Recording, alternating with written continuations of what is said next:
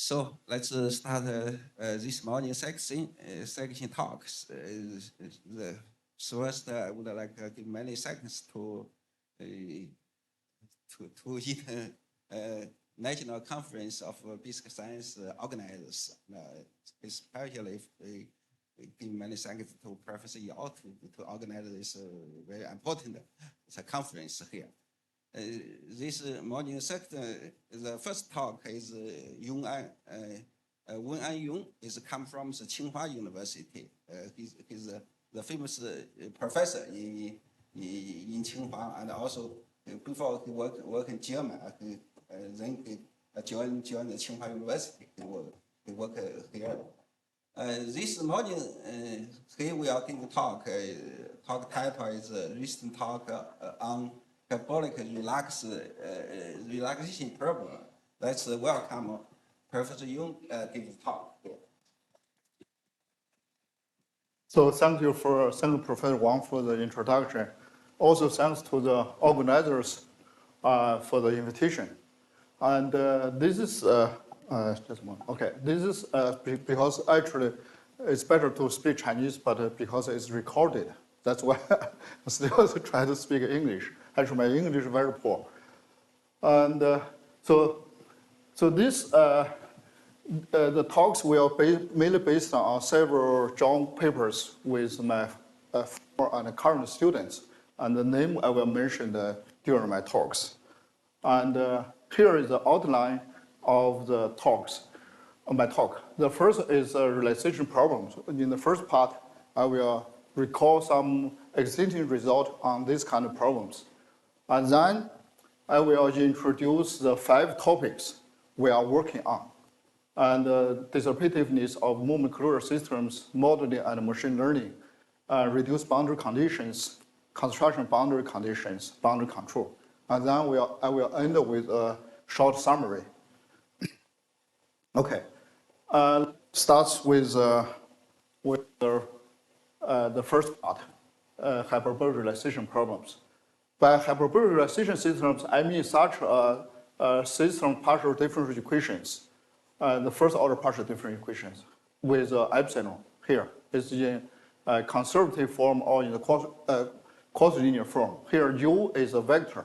U is a vector and QU, FU is a vector value functions. And A of U is a matrix value functions. This kind of partial differential equation describe a large number of different physical phenomena involving reversible processes. The most famous examples is actually Maxwell equation in electrodynamics. And after this, Maxwell also started kinetic theory and introduced the famous paper published in 1867. He introduced so-called a non-Newtonian flow. Actually, he modified the Newton law for viscosity. And during the World War II, these 3 persons, they introduced a model for detonation. And in 1956, he introduced a model for propagation of elastic waves in geophysics.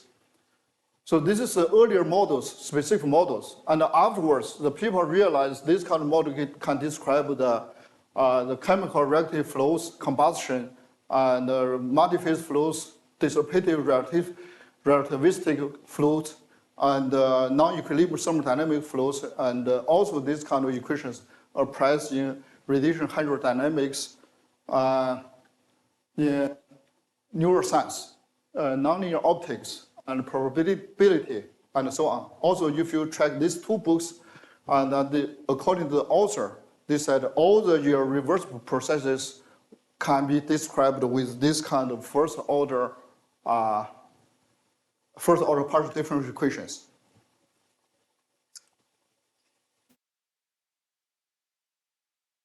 For such, you remember, I have a small parameter here, epsilon. I'm a positive small parameter. For such a small parameter problem, the main interest, the main mathematical interest is to investigate the limit as epsilon goes to 0. We call the zero zero relaxation limit or relaxation limit. So if you look at this very trivial example, and this one ut plus ux equals u over epsilon, clearly this equation has such a solution. So you can immediately show that the limit does not always exist. Okay? So the limit, if you consider a very general system of partial differential equations, the limit does not always exist. So then the first fundamental question is, under what conditions the limit exists? Okay, this is the first question I would like to answer. And for these questions, there are earlier results, because actually very early in 1952 in his Princeton lecture notes, Jean Leray, he considered the higher order wave equations. You know, this is epsilon here, right? And then we have, this is first operator, this is a product of the first order different operators. Here we have another set of first order different operators. So C1, C2, Cn are constant, A1, A2, A minus R also are constant. And then for this equation to get a uniform estimate, Leray introduced so-called Leray time-like condition or separation condition. With condition read as this one. This one, C1, C2, Cn, right? If you ordered, this is the largest one, the small one, and then this is the largest one, and then the separation condition read as this one. Okay. And also in 1959, Wen-An considered similar problem from mechanical point of view. And then he introduced similar things. And then in the many mathematical literature, they call the Wen-An sub-characteristic condition. And you can find this book, this very famous book, Linear Nonlinear Waves by Wen-An. And afterwards, Kavlish, in his PhD thesis, he did his PhD thesis with supervised by Papanicolaou. In 1979, he considered a Birdwell model, which is a system of one-dimensional three equations. And he started the limit when epsilon goes to 0. And in 1987, Taiping Liu started under the subcharacteristic conditions, Taiping Liu started the long-term behavior of a system of two equations in 1D. And then in 1992, I finished my PhD thesis and I considered this general first-order system and quasi-linear form. And now I derived something called the relaxation criterion, stability condition I will introduce afterwards to guarantee the existence of a limit, relaxation limit. Almost in the same time, Chen Liu Lerman, this is a very well-known paper, and Mueller-Ruggieri, he considered general first-order system of the conservative form, not the quasi-linear form. And then they also introduced something called the entropy dissipation conditions. And all this is hope to guarantee the existence of the limit. And so let me tell you what's the condition, what I introduced. In the limit as epsilon goes to 0, I propose the following four kinds of structural stability conditions. The first one is the relaxation criterion. This actually I proposed in my thesis. And these conditions, what is the meaning is, I will not write down what is that. The meaning this condition is a necessary and sufficient condition for the existence of the relaxation limit for linear problem with constant coefficients. Okay, so this is necessary and sufficient condition. Actually, the sufficiency is proposed by Lawrence and Shaw in 1997, and I found this one I found it just as a necessary condition. And also in my thesis, I introduced this called the structural stability condition. Afterwards, I introduced some further conditions. Okay, some entropy production equality and the conservation dissipation principle. I will introduce immediately. So of course, I will only introduce this one to show you how it looks like. The first one is structural stability condition. The structure first consists of three items. The first one is that if you consider ODE systems without first order partial derivatives, spatial part derivatives, and then if you want the limit to exist, the system should have set some condition. And actually, this is in the earlier books they called the Jihonov condition. And then the second one said the system is symmetrizable hyperbolic. Okay, that means there is symmetrizer and so on, right? Symmetrize the coefficient matrix. The third one, then just now we have the two parts, not only the spatial partial derivative part, also the south term. So the third one said the two parts showed coupled in this way. This is, okay, you see, this is meaning this matrix less than this matrix in the sense of quadratic form. Okay, the words here, I just already talked about that. The first one is essentially the classical condition in the singular perturbation theory of ODEs. So this is only for the south term. And the second one is the Friedrich symmetrizable hyperbolicity, only for the derivatives. The third one is the coupling condition of the two parts. And then this is the first condition. Okay, I will not tell everything. The first said this is I call the conservation dissipation principle. There are also consider three items. The first one said there is a strict convex smooth function yet of U such that this matrix is symmetric. The second one said there is symmetric and non-positive definite matrix lambda U so that the south term can be read in this way. Okay, this data from the first part. The third one said the kernel space of this symmetric matrix is independent of U. Of course, because this matrix depends on U. So generally speaking, the kernel space of this matrix depends on U. But the condition requires also the matrix depends on U, but its kernel space is independent of U. Okay, there are some. Let me just mention. The first one actually is a last entropy condition for the conservation loss. The second one, more or less, is an Onsager reciprocal relation. The third one is new. Okay, the third one is my observation. So of course, then I coupled. So here I have some explanations of these conditions. Anyway, the Onsager reciprocal relation is a linear one. So here I said a non-linearization of Onsager reciprocal relations. I will skip out this part.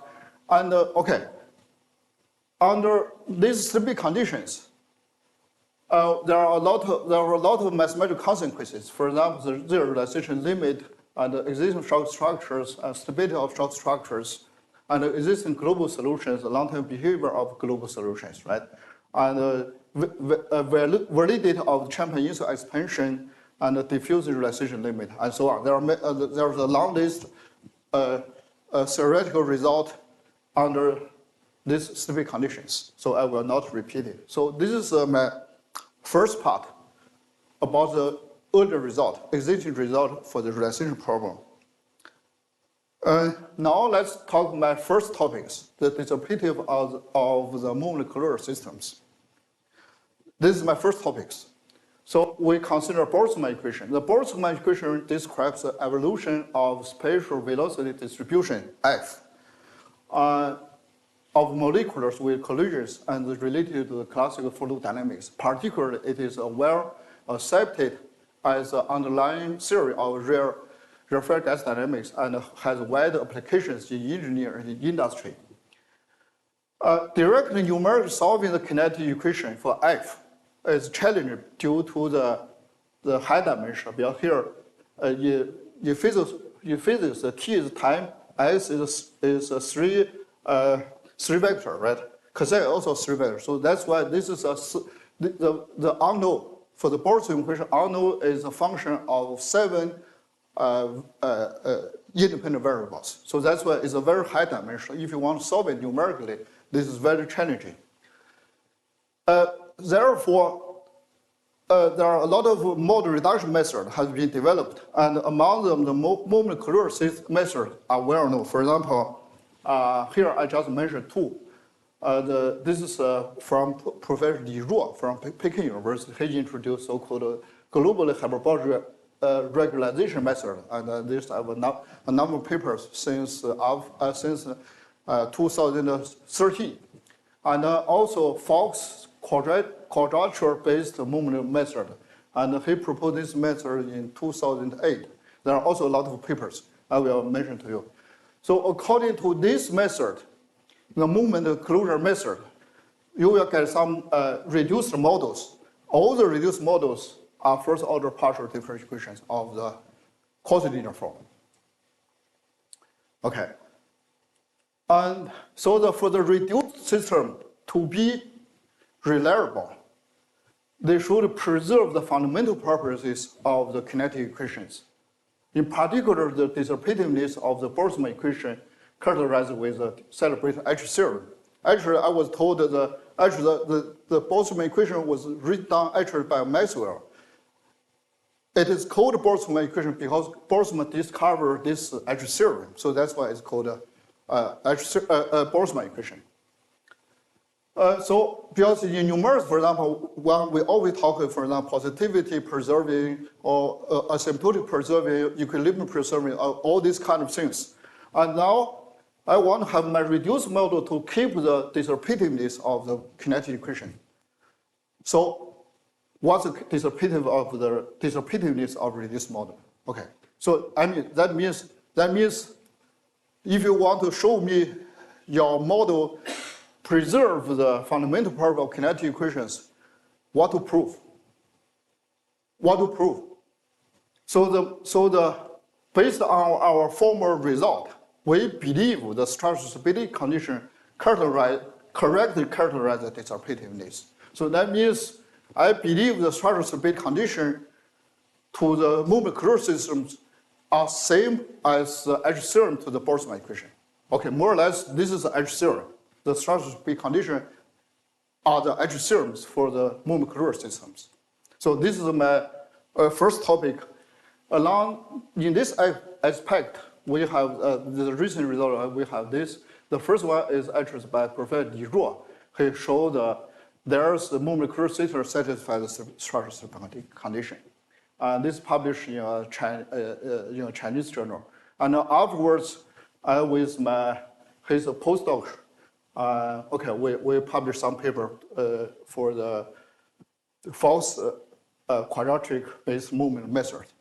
And recently, we published another one for a different, called extended quadratic method of movements. And also finished papers about the so-called hyperbolic quadratic method of movements. Okay. By the way, I would like to mention this guy. Actually, he's an undergrad student and not from the mathematics department. He just undergraduate from our university, but not mathematics department.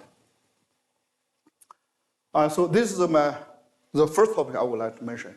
I want to say, the structural stability conditions play the role of H theorem as the we believe the structural stability condition correctly characterize the dissipativeness, which is from the Boltzmann equation. So this is my first topic. And the second one is modeling and machine learning. Let me tell you what we are doing.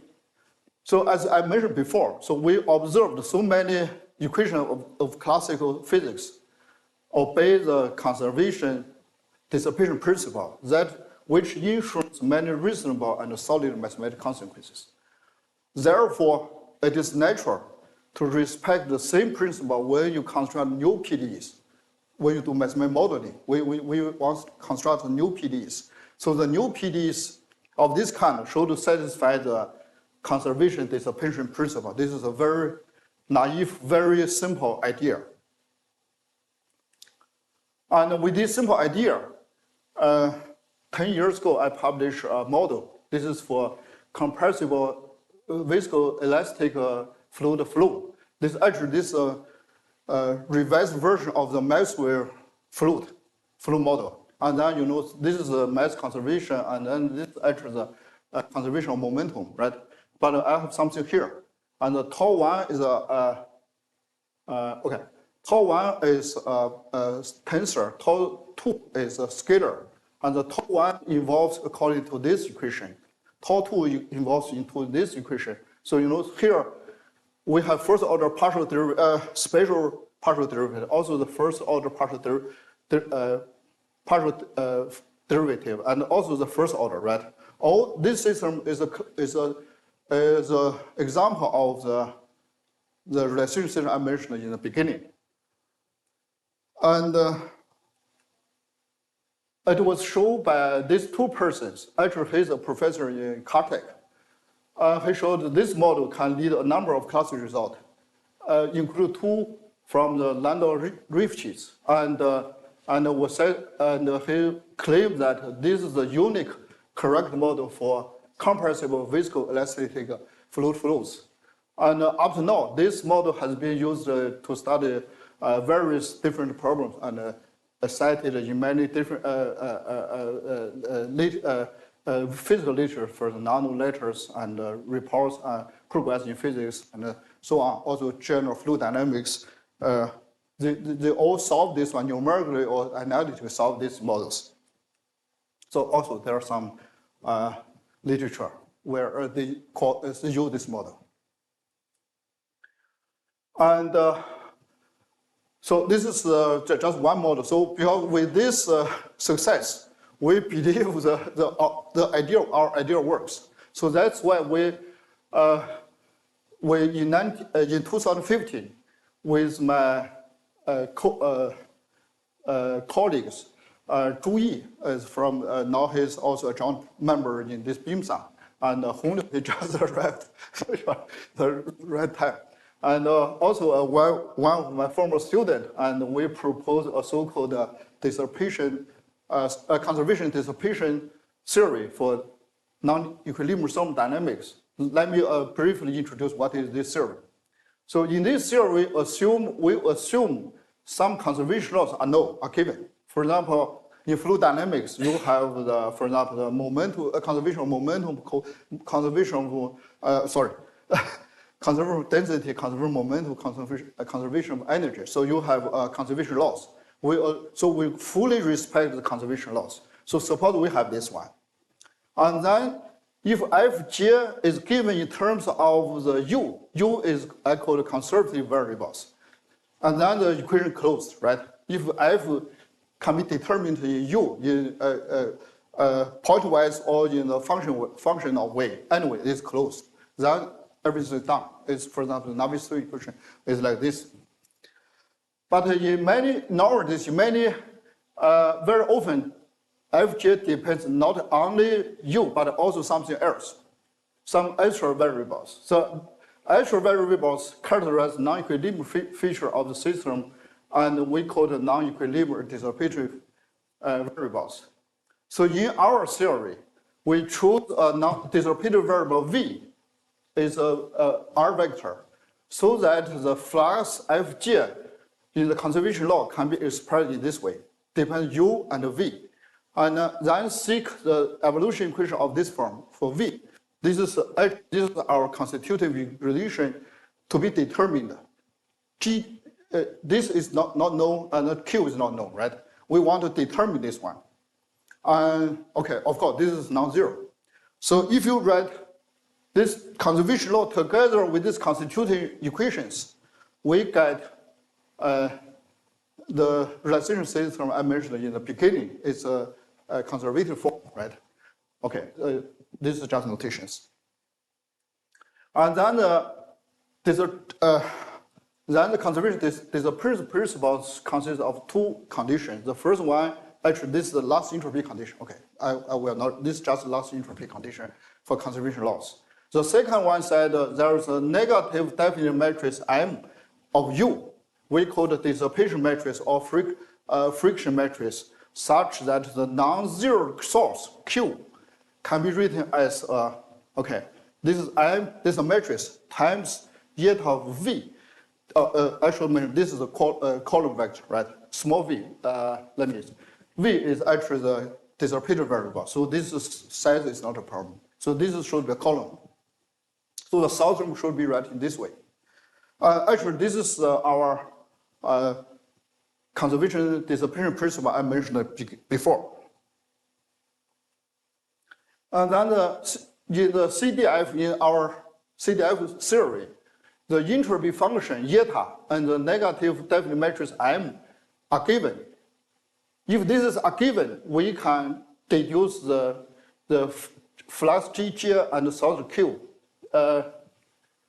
And then this can be, in this way, the new equation can be determined. So that means our theory has two freedoms.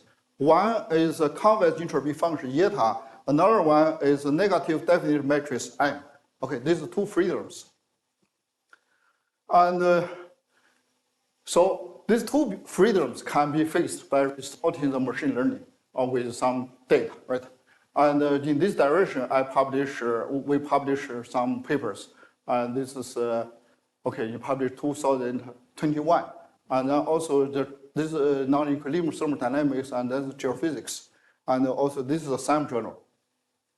So that's why I mentioned this is, we construct the PD so that it respects our conservation dissipation principle. And then by this way, we have some freedoms, and then we use the machine learning to fix the freedom. So of course, here there are some more things to be done. So this is my second topic. The third topic is reduced boundary condition. Let me tell you what's the problem.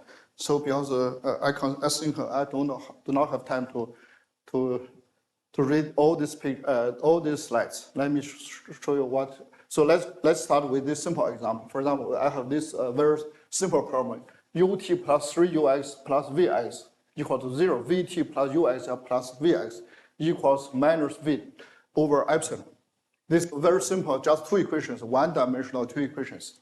And we consider problem in this domain, right, in the first quadratic. And then this system has two eigenvalues, positive, just uses this matrix 3, 1, 1, 1, right? This is a symmetric matrix, and this matrix has two eigenvalues, 2 plus root 2 and 2 minus root 2. This is clear. And then if you want to solve this problem in this domain, of course, for every fixed epsilon, you need to give boundary condition, because there are two positive eigenvalues according to class theory for hyperbolic problems. We need to prescribe two boundary conditions. Actually, you need to give u and v at x equal to 0, right? The boundary. So this is so that means because that's why I chose this example to be simple. So the eigenvalues are all positive. So the boundary condition like this, then you can solve the problem, of course, with initial test. This is not important. Then, as epsilon goes to 0, it's trivial to see that the limit, just the limit convergent to something, and which satisfies v epsilon goes to 0. U epsilon goes to this equation. Actually, this is trivial. Let me tell you why it's trivial. For example, you consider this is a linear equation, and then you consider weak form, just use the integration by parts. And then, of course, this epsilon goes to false, v goes to 0, right? So that's why v goes to 0, and then if v goes to 0, you plus in here, you get ut plus 3 us equal to 0. So this is trivial. And of course, the equation still, the domain of this equation still in the first quadrant, right? So then, because I tell you, our main problem is to start the limit. So now I know the limit exists, and also I know the limit satisfies this equation.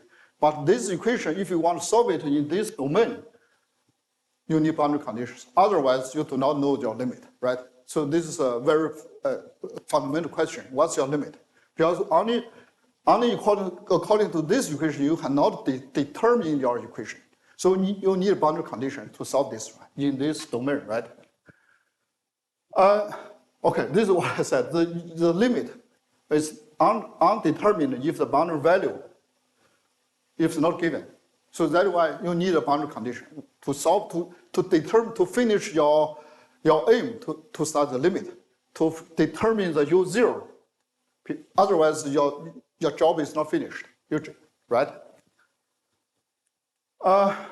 So because as I told you before, for each absolute positive, we prescribe U absolute 0 equal to GT. So it's very natural to guess, okay, this is the boundary condition for U. It's very natural, right? Because during the limit, for absolute goes positive, this is always true. Then you believe, okay, this is very natural, this is the boundary condition. But this is wrong if HT is not equal to 0. This HT is a V. So in boundary data for V, for another variable. The correct boundary, radial boundary current, this one, not this. Okay. So let me tell you, is where I show, because I skip some slides, and then I show you. So my point is, to derive we call the equilibrium system, the equations for the limit is quite easy. It's quite easy. AD formula is quite easy.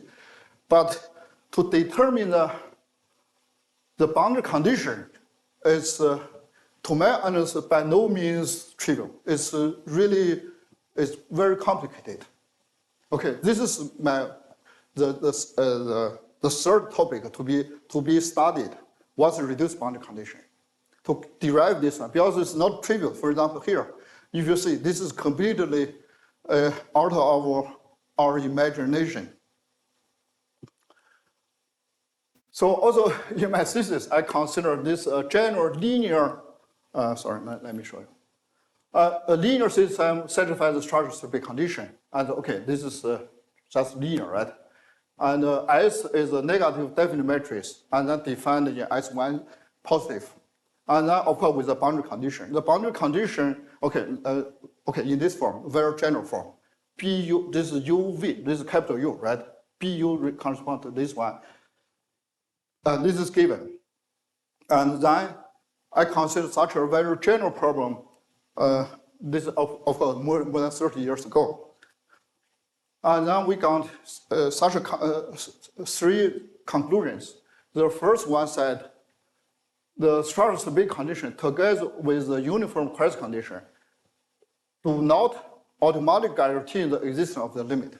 Okay, the uniform Christ condition, probably if you do not work with hyperbolic problem, you do not know let me tell you what is uniform Christ condition. That means, for example, for hyperbolic systems, for example, you consider for example, you consider this one in such a domain.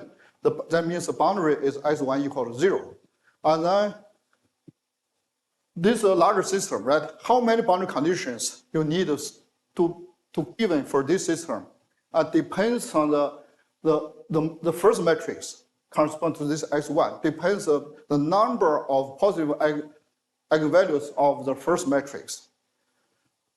Of course, for example, if you have 10 equations and the first matrix has 3 positive eigenvalues, that means you need to give 3 boundary conditions. For example, like I mentioned here, for example, this one, you have 2 positive eigenvalues. You need to give 2 boundary conditions. But generally speaking, suppose here you have 10 equations and then this matrix has 3 positive eigenvalues. You need 3 boundary conditions. But you cannot give 3 boundaries arbitrarily. They need to use some specific 3 one, not everyone. So who tell which one to be given, which cannot be given? This is the uniform Christ condition. What uniform Christ condition tells you. Okay, but it's very complicated. But this is the life. Okay. So of course you can see this is, if you want to show this one, you need a counterexample. And recently with my former student Wen-An Yong, we give a further counterexample. This is a moment career system. We show that this does not exist. Okay. And then for the boundary to be non-characteristic, that means, for example, I mentioned the number of positive eigenvalues. the non-characteristic problem, I mean the matrix has no zero eigenvalues, only positive or negative. If you have zero eigenvalues, the situation is more complicated. So for the non-characteristic problems, I give a strengthened version of the uniform quartz condition. I call the generalized quartz condition. And under the generalized condition, I deduce the boundary conditions for such a general problem, very general problem, and also show the reduced boundary condition with the equilibrium set together satisfies uniform quartz condition. This is I leave this if you want to know why I clearly say this one. I leave this as a question if you want. So this is the three main conclusions from earlier studies in 1992, actually. Okay, let me tell how it looks like. For example, if you consider under the Schwarzschild big condition and the general quartz condition, there is the reduced boundary like this. Okay, you remember our boundary condition as this one, right? So V actually goes to 0 because S is the invertible bar. When epsilon goes to this one, falls to V equal to 0. So that means in the boundary here, you do not have this one. You have BU times U equal to this one. But this is not correct. So you need to do something. You need a matrix BP multiply that boundary condition, not the direct, not the condition without this BP. You need a BP. So this is a reduced boundary condition. Of course, this for linear problem. For nonlinear problem, is quite complicated. And if the furthermore, if the boundary is characteristic, I mean the A1 has 0 eigenvalues, and now we can also show this condition, this reduced boundary condition, does not involve the characteristic modes corresponding to 0 eigenvalue. This is also next condition from the Maida and Osher. They derived this conclusion in 1970, 75 or something. So okay, that means so this is a reduced boundary condition for general linear problem under the structure speed condition, generalized quartz condition, and the boundary is non-characteristic. And our recent work is try to remove the non-characteristic assumptions. So there are some papers, and this is okay. So this is the first paper is published 3 years ago, and then afterward we published another one. And recently we completely removed the non-characteristic assumptions.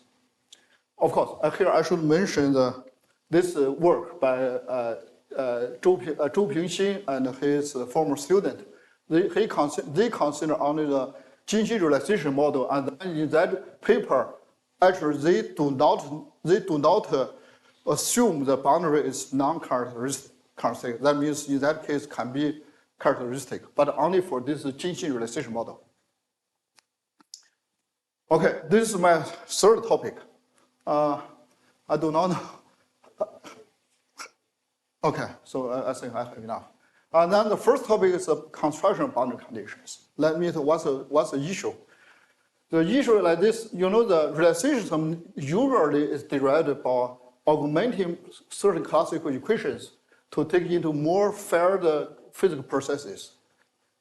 I mean, so to solve such a PDE in a domain with boundaries, of course, in reality, every domain has a boundary, right? So you need a boundary condition. Otherwise, your model is not finished, right? You need a boundary condition. If you only give me an equation, it's not complete. The model is not finished. So you need boundary conditions. However, for the relaxation system, the boundary condition is not always available. Why? Because the physical meaning of the non-equilibrium variables are often unclear. There are no physical meaning. For example, if you consider the moment closure where you have higher order moments. The higher order moments, generally speaking, is no physical meaning. So that's why you cannot expect some physical way to obtain the boundary condition. That means you cannot do experimental to do something to derive the boundary condition. It's not realistic because this kind of, the non-equilibrium variable has no physical meaning. So no one knows how to do the experiment to measure the boundary condition. So in our work, we try to develop a mathematical methodology based on the theory presented before to obtain the boundary conditions. Okay, because so let me try once again. You construct a relaxation system, and then to finish your modeling process, you need to give some boundary conditions accompany relaxation systems, and how to do that. Because you cannot expect the physicists give you this way. So that's why we mathematicians, we need to do something additional independently. So this is my this is my first topics I would like to report here. So let me tell you our idea. So we assume the relaxation system and the well-posed boundary condition for the equilibrium, I mean for the equation satisfied by the limit are given. Okay. Because this assumption is reasonable because there are many ways to construct the relaxation systems. Also, up to now, we know a lot of knowledge. We have a lot of knowledge about the equilibrium system and their boundary conditions. For the Euler equation, we have a lot of experience with the equation with the boundary conditions. And now suppose I have a refined system, which is somehow is improvement of Euler equation. And now for this improvement, I need to get the boundary conditions. So that means we assume the boundary condition for the Euler system, for the Euler, as one example, for the Euler equation is no.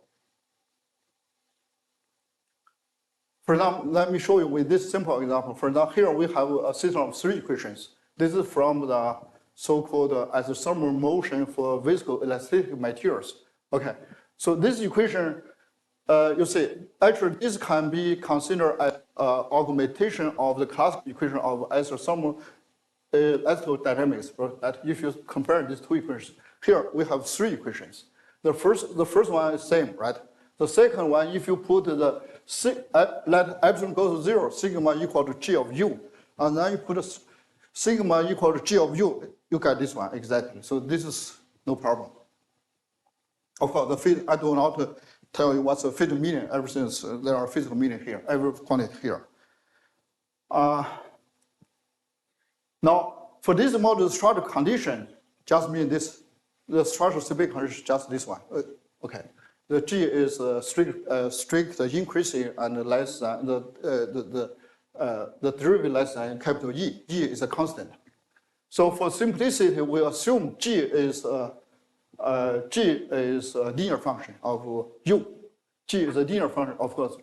This should be positive, right? And the model is the domain of the equation defined in this domain, x over larger than minus alpha t with alpha parameter. So I will show you why I assume this one. Because otherwise we will have, without introducing alpha, we will have troubles with the characteristic boundaries. So with such a system, the equilibrium system reads like this one. This is, okay, the UV, right? This is alpha minus 1 minus G. This is the equilibrium system. And the coefficient matrix, of course, this matrix, right? Which has eigenvalues alpha plus minus root G. And the original system has a coefficient like this one, right? Of course, this is very simple. And then this matrix has 3 eigenvalues, right? Of course, this is alpha plus minus root E, here root G and alpha. So because we choose alpha to avoid the characteristic boundaries, that means if we choose alpha properly, none of these eigenvalues are 0, right? This is the purpose why we introduce alpha. Then the boundary condition in the equilibrium system is like this. Okay, this is just equilibrium has only 2 variables, U and V, and the boundary where s equal to 0, I have the boundary condition is given. Okay, of course, this is a full rank matrix. And the number of rows of this matrix is equal to the number of positive eigenvalues of this matrix. Okay. And then if we choose alpha in this way, if I choose alpha in this domain, of course, we can choose other choices. And for such an alpha, the boundary x equal to 0 is non-characteristic for both the original and the equilibrium systems. The boundary, and then in this case, actually this b hat is void. That means we do not need to give the boundary condition because the two eigenvalues of this matrix are both negative. And then I do not need to give boundary condition for this system. But I need to construct boundary condition for the larger system. Okay, let me tell you, I do not have boundary conditions, but I need to construct one for the relaxation system, because the relaxation has three variables, the U, V, P. Okay, P is something else. Okay, anyway, we have three equations, and then I have boundary condition, this one, and then the B, because for alpha this region, we have one positive eigenvalues. This matrix has one positive eigenvalue, two negative one. So that means we need to find one boundary condition. That means B, just the row vector. And how to find this B? To find such a B, it's just a row vector, three components. We consider asymptotic solution of this form. Okay. So this is the outer solution, the inner, this is boundary layers. We consider this solution and require this solution, this asymptotic solution satisfies the boundary condition. In this way, we can obtain some algebraic relations or restriction on this B, this B. And after some calculations, we can find the B, actually this is the B. Okay, this is the two vectors. This is the corresponding these two vectors. And the C1, C2 are two free parameters. So, okay, this is the solution. Of course, the C1, C2 are free. So that means the boundary condition we construct are not unique. Actually, this is we expected. The boundary condition not completely not unique. It's highly non-unique. And we show that this is Zhou Yi. Zhou is my former student. Now he's in Germany with a Humboldt Fellowship. We proved that if C1, C2 are small enough, and then the boundary condition satisfies the constructed boundary condition satisfies the generalized boundary general Christ condition. Of course, we can also theoretically justify this boundary condition. Also, you can use numerical simulation to verify this. This works. And for the Jinxin relaxation model, we have another work. This is published 2 years ago about also we construct the boundary condition in this way. Okay, so this is my first topic. So the last one, the fifth one, is the boundary control. Let me tell you something. Probably not everyone works in control problem. Let me tell you what is a control problem. The control problem, of course, have a very practical interest. For example, a successive control of river flows can prevent the floods, right? So this is a very practical problem. And the physical phenomena are usually modeled with PDE. So that's why the boundary problem of partial differential equations are of great interest. This is very practical. It's very really applied math. And among them, the phase boundary control has been an active topic. And for the hyperbolic partial differential boundary control, or they call the boundary stabilization of hyperbolic partial differential equations, this has a long story. And probably we can date back to the Slammer in 1983 and Greenberg Li Daqian 1984. And there's a very big literature about the boundary control for hyperbolic partial differential equations. So there are three methods in this field. The characteristic method is the representative figure is Li Daqian.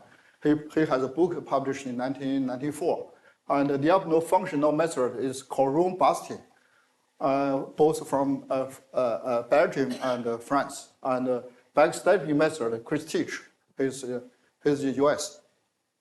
And all these methods heavily depends on the diagonalization of spatially one-dimensional systems, or called Riemann invariants. So that's why it seems not valid for multidimensional problems. Moreover, most of existing works assume the boundary to be non-characteristic, because in their result or in their proofs, the perceptual of the eigenvalues appears. So that means if you have 0 eigenvalues, their proof or their result does not exist. So that's why these two restrictions, one-dimensional, non-characteristic boundary. So our recent work is, so we focus on the multi-dimensional characteristic boundary value to control of this. So, of course, we'll assume because as I mentioned before, many physical relevant hyperbolic PDEs obey the structural stability conditions. So our basic assumptions, so we just consider hyperbolic partial differential equation which satisfies the stability condition. So based on this, our recent work extended the diagonal method to multi-dimensional characteristic boundary value problems. And then there are some papers. This is I published 5 years ago. Okay, and of course this is an engineer journal, not a mathematical journal. And this is just recently published. And then this one we submitted. Okay, also this is for multi-dimensional. This is for one-dimensional. Also there are some papers I didn't show here. And actually, once I don't want to have a new page of slides. Actually, this result, or even one of my former results, was established to nonlinear case by a recent PhD thesis in Fudan University, supervisor Professor Wang Zhiqiang. This is actually a linear problem, okay? And then they extend this to nonlinear problems. Okay. So this is more or less the end of my topics. This is a summary. Actually, I have talked these 5 topics. Okay, we verify the dissipativeness of the quadratic-based movement-closure systems. I propose a framework for machine learning, thermodynamical stable partial differential equations. Derive the reduced boundary curve from characteristic boundary value problem. For non-characteristic, I did it a long time ago, more than 30 years ago. And then develop methodology for constructing proper boundary condition for the relaxation system. And study boundary control problem of multi-dimensional hyperbolic PDEs and with or without characteristic boundaries. Okay, this is the end of my talk. Thank you.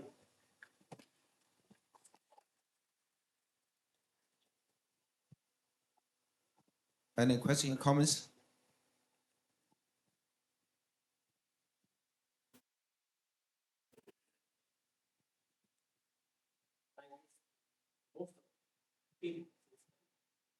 Yes.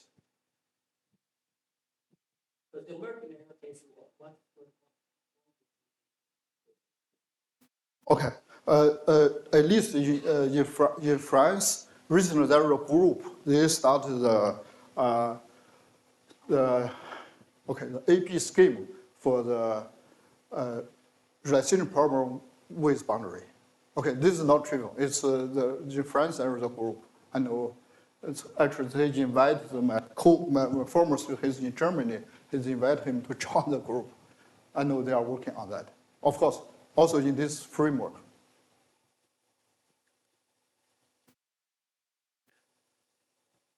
Yes, please.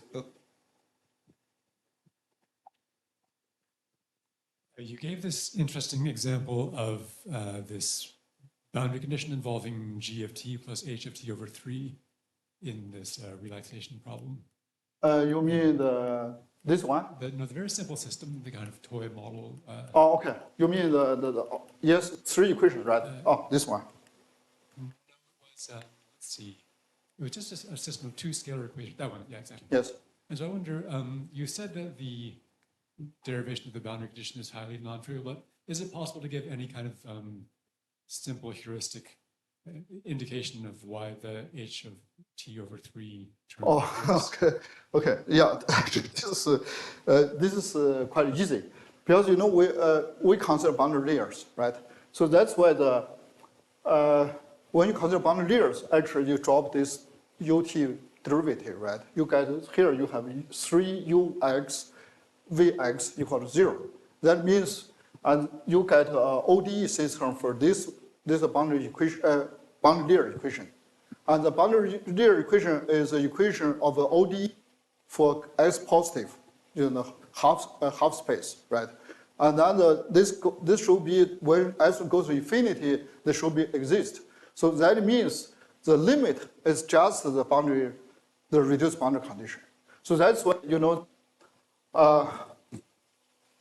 this one, if you consider boundary layers, the U, let me write down here. Oh, no.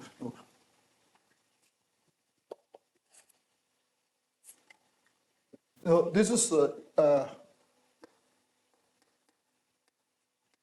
this boundary layer equation. That means that means U cosine t plus V cosine t should be a constant, right?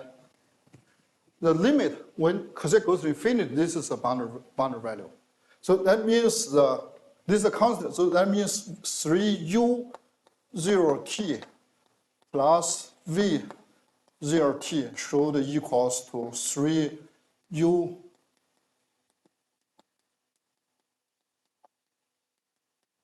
And this is a boundary value. Of course, this is equal to 0. So that's why I got, and this equals 3 g h. That's why. Okay. So. Another question, comments?